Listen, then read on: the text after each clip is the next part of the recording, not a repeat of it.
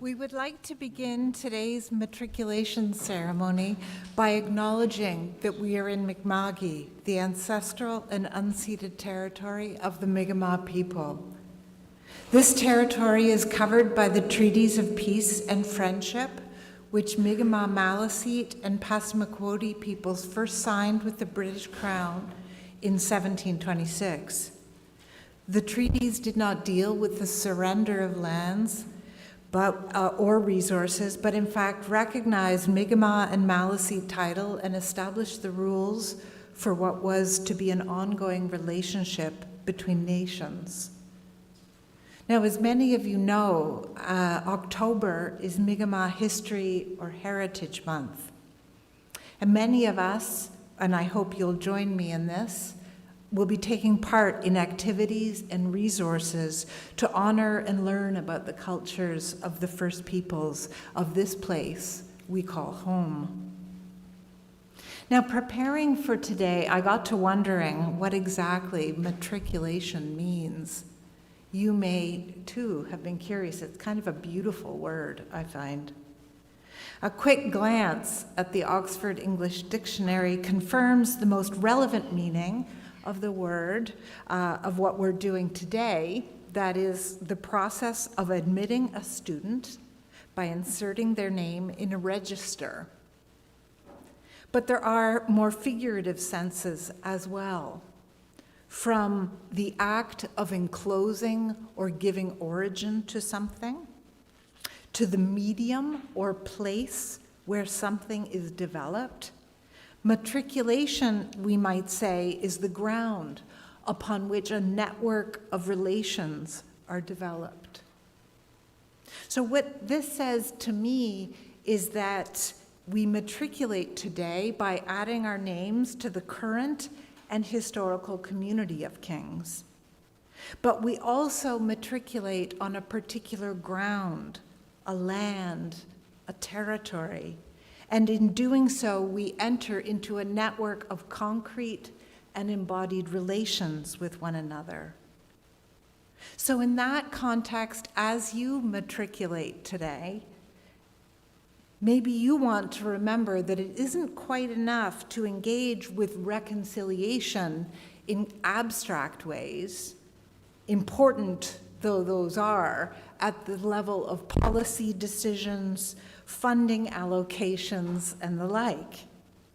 Perhaps the point is to try to ground those policy decisions, funding allocations, etc., ground those engagements in personal relationships.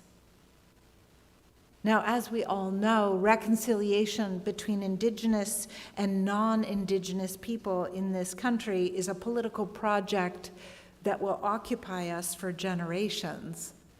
But let us seek to help it happen every day between and among us as peers, mentors, and friends. Wilalin, thank you.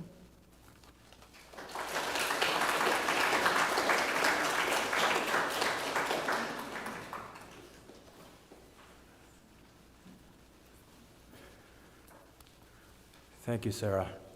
Just let me get myself pulled together here. My chain of office came undone and my paper was all on the floor.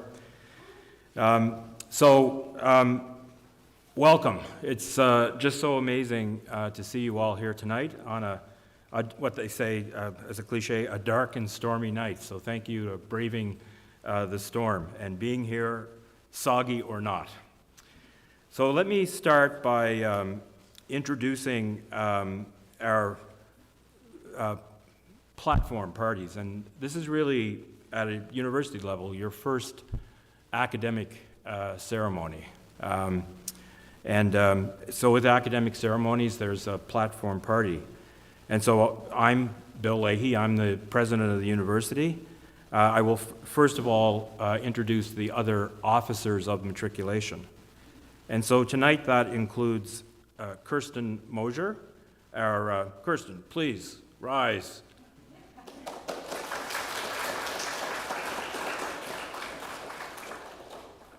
Kirsten is tonight our marshal, the person who leads the procession, And Kirsten is also pinch hitting tonight for Julie Green, the registrar, representing the registrar's department. And they do much to plan this event. So thank you very much, Kirsten. Yeah, please, sure. The more applause, the better the event.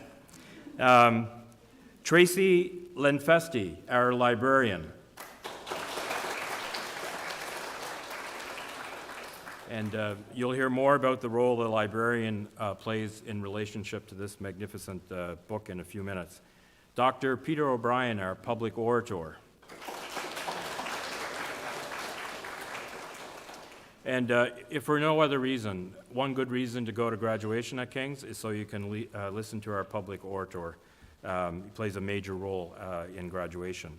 You've just heard from Dr. Sarah Clift, our vice president. And Dr. Thomas Kern, who all you FIP students I'm sure know. Tom, are you going to grace us by standing up? Indeed. Indeed.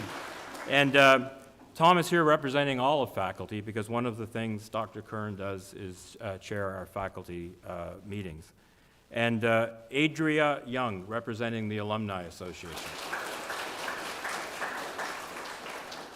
So in an inspiring note, Adria told us a little while ago that it's 18 years since Adria matriculated. So, part of the theme tonight is a big part of the theme is becoming a member of the college, which of course includes your time with us as students, but it also anticipates your time with us as graduates, as alumni. And Adria, thank you so much for being here with us tonight. Just on that note, the only other thing I want to say by introduction is we've held this ceremony in many different places and many different mediums over the last number of years. But I think it's wonderful that we're in Alumni Hall. So first of all, so many of us can be together at one time. And secondly, this is the place where many of you have started your university education, or a place where you're spending a lot of the beginning of your university education as foundation year students. But also it is Alumni Hall. And what we're doing tonight is bestowing a status on you which will last for your lifetime, including all those years beyond your bachelor's degree or your MFA or your MJ degree, whatever degree you're beginning, as alumni of the college. So I think it's kind of lovely that the room that we're in kind of anticipates the ultimate objective of what tonight is all about. So with that, I believe I'm going to call upon Kirsten to give us some instructions for the evening, and then we'll be on to the main event, your matriculation.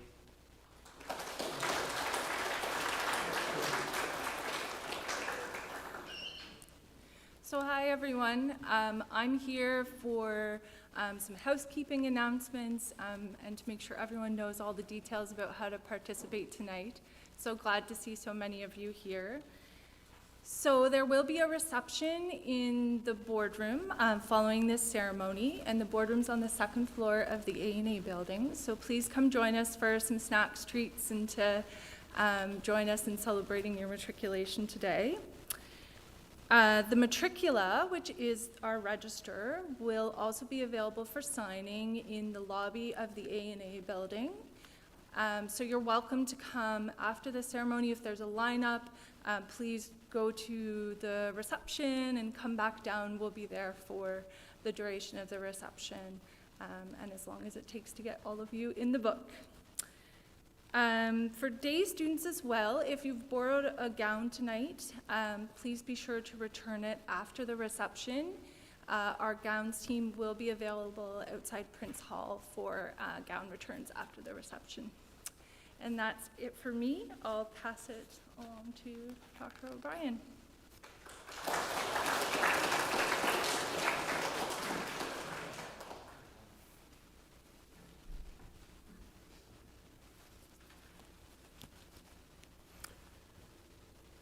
Welcome again to the ancient and solemn ceremony of matriculation, which marks your formal entry into the college as student members. This ceremony, a form of which has been celebrated for more than 2¼ centuries at King's, and for many centuries longer at the great universities of England and Scotland, is named for the Matricula, the large register that will record your names. You've already been introduced to the keeper of the Matricula, the keepers, I should say, the physical book of which we have the very first example from 1803 is guarded jealously by our university librarian, Tracy Lanfesti, in the treasure room across campus. And your names, as recorded as student members of the college, are protected by the registrar's office. So registrar, or register, and matricula are one and the same things. In a few moments, you'll be asked to recite an oath in Latin to express your desire to enter the college and your willingness to observe its traditions. We use Latin, the universal language of learning in the West since antiquity, to remind ourselves that the community of scholarship we enter is larger than our own circle of friends, our college, and our country, as well as older, connecting us to the minds and spirits of generations past.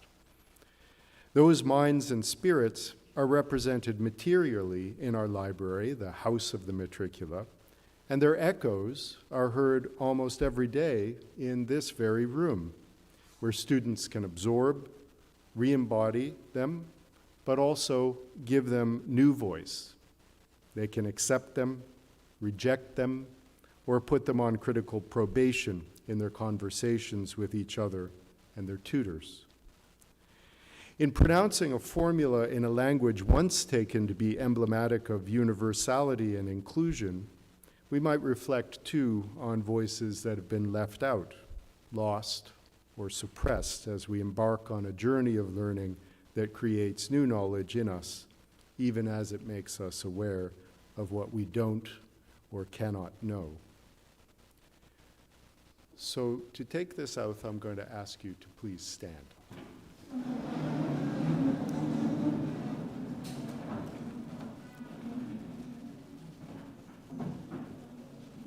And I'm going to ask you to repeat each line of the oath as I recite it, and as you'll be able to see it on the screen behind me. Ego. In universitate. Collegii regales. Discipulus sancte policior me.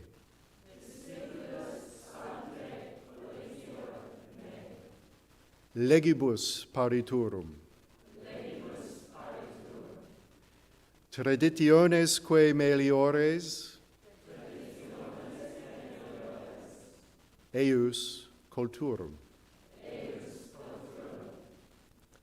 Ita ut. Praeceptis eius. Convivendi. Eruditionesque oboidiam. Nec non ipsius. Academiae dignitatem.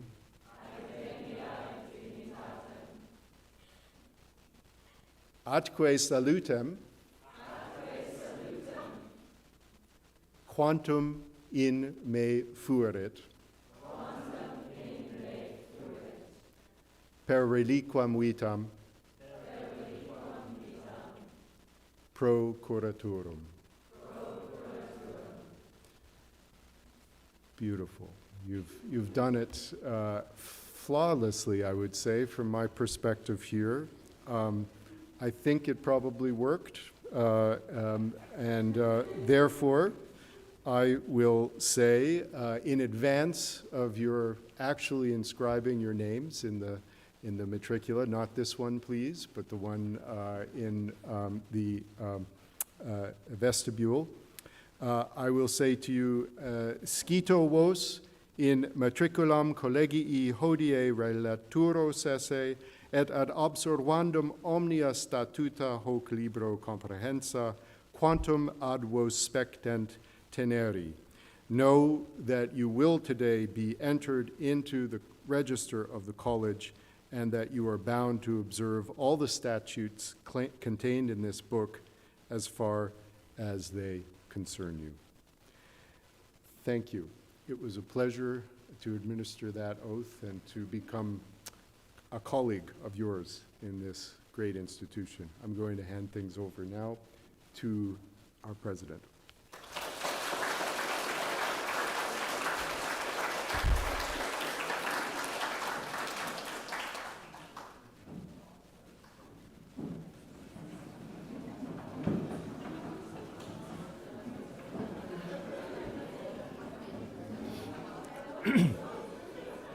So I'm not really qualified to judge, but you did sound amazing to me. So because you sounded so amazing, I am going to complete the quasi-magical matriculation process by exercising my presidential authority. Ectoro tate mea admito vos discipulos in universitate nostra collegii regalis. Survete leges preceptique, foete traditionis eius preclaris. By my authority, I admit you as students in our University of King's College. Keep her rules and precepts, cherish her excellent traditions. So just before I launch into a few remarks, I do want to acknowledge the people who are with us through live stream. No doubt there's many family members there. And there may also be people who are participating in this matriculation ceremony from a distance. In the last few years, we've consulted the authorities, and we've learned that this does work over online as well as in person. So if you're in that category, you're good. So you are now matriculated. You are now members of the college, not only in English, but in Latin. And I think you can't get any more official than that. So you've been clapping all night. Let's clap and give yourself congratulations and welcome.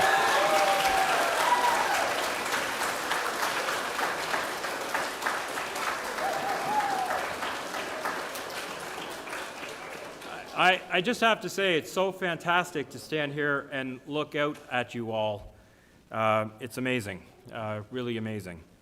It says on the program that matriculation signals the joint commitment of the institution to the education of the enrolling student and of the student to their responsibilities as a member of the community.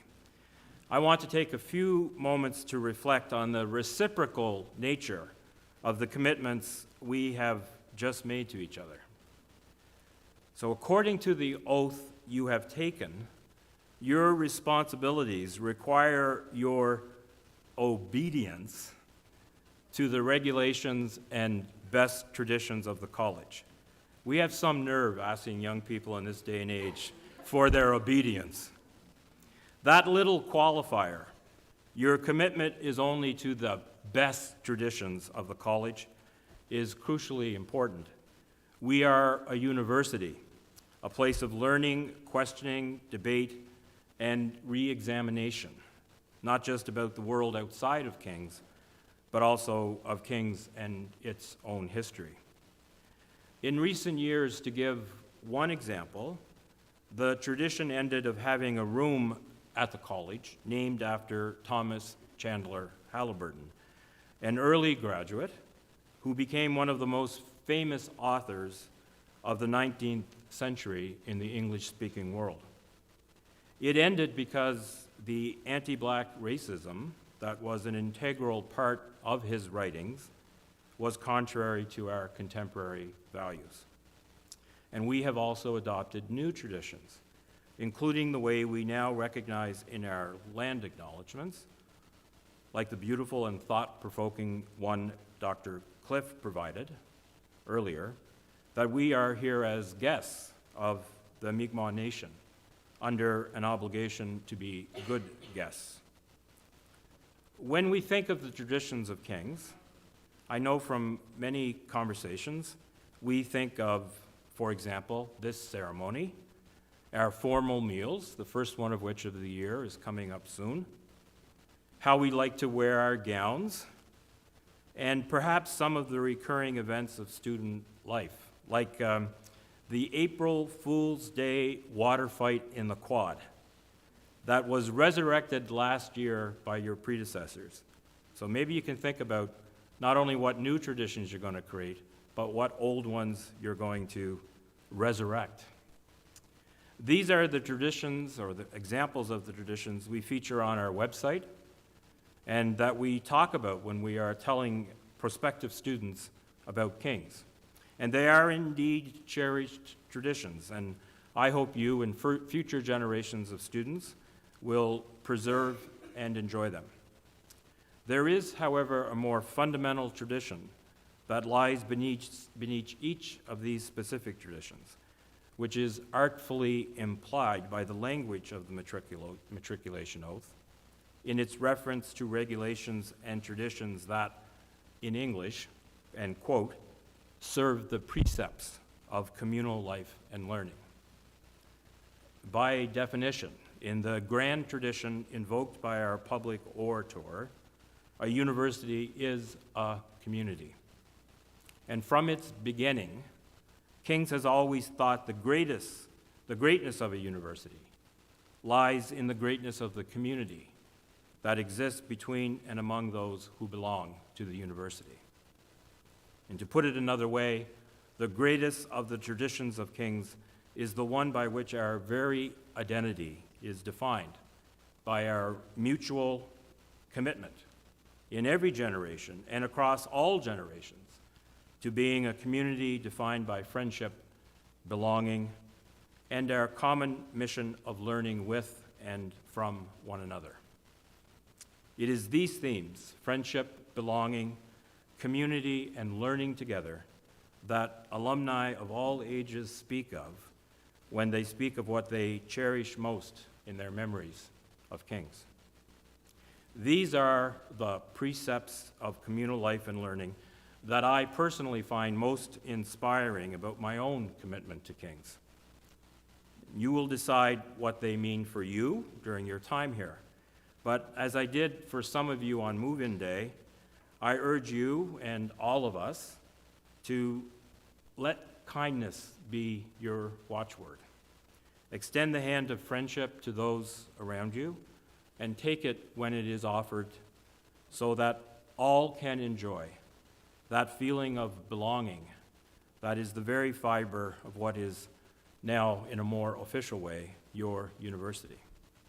Let your guiding star be a determination to do your part in ensuring that no one is left out or behind. In the community you are in the process of building with each other, your upper year colleagues, and everyone at King's, including your faculty. Let us together aspire to make this not only a friendly community, and that would be lovely enough, but also a loving community.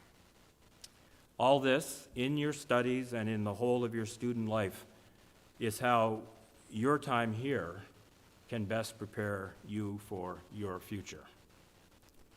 You will have noted that your oath also asks you to obey not only our best traditions, but our regulations.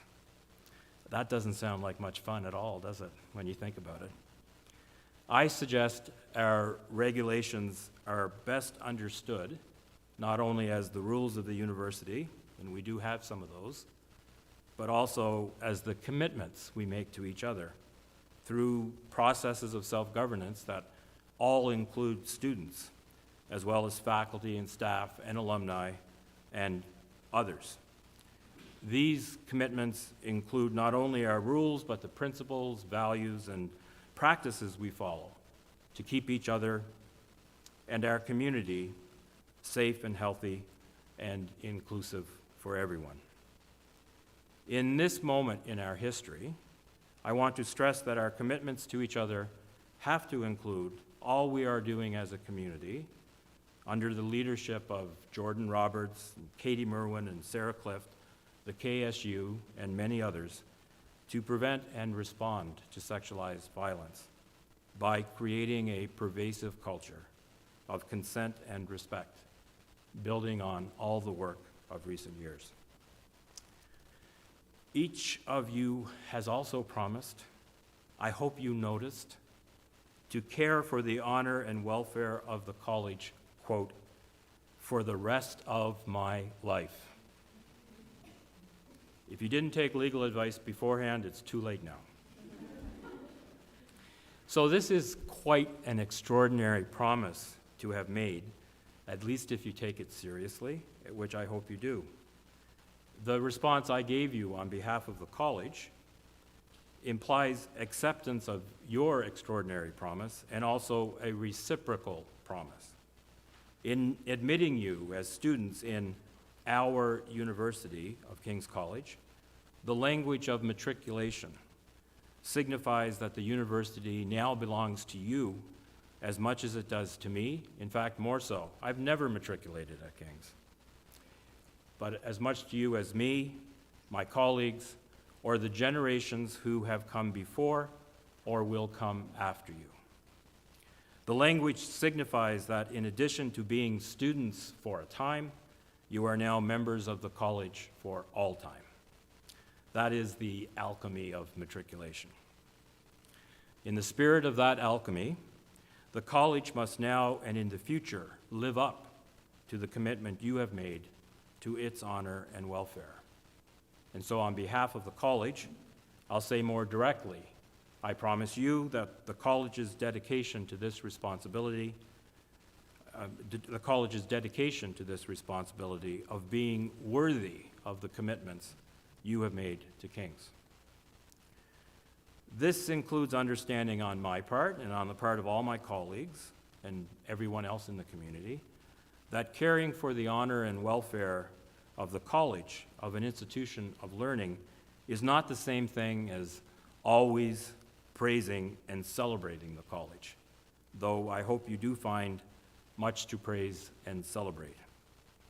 Caring also requires criticism when criticism is due. To paraphrase Sarah Sharp, one of our recent valedictorians, caring for the welfare and honor of the college means understanding and accepting that criticism is an act of love. This means calling on the university to be better where it has failed or disappointed. This is and must be one of our best traditions, referred to in matriculation.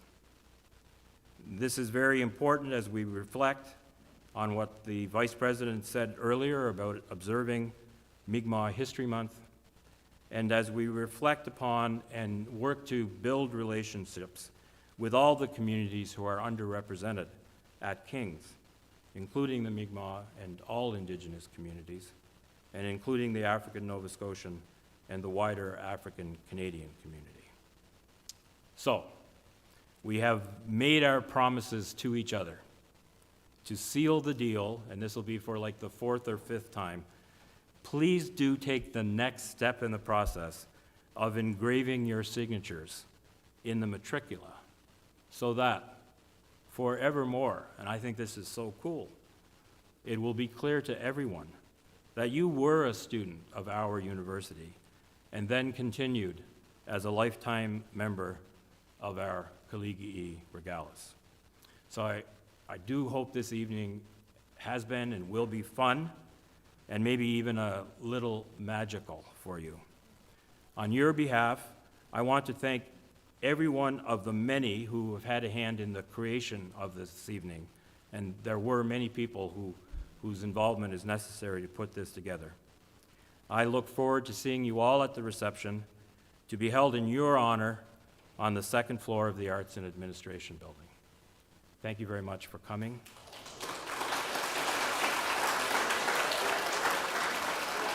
Now, you were all very impressive when the procession came in. You all stood, which is exactly what as a community happens when the procession enters or leaves, and that's what we're going to happen again.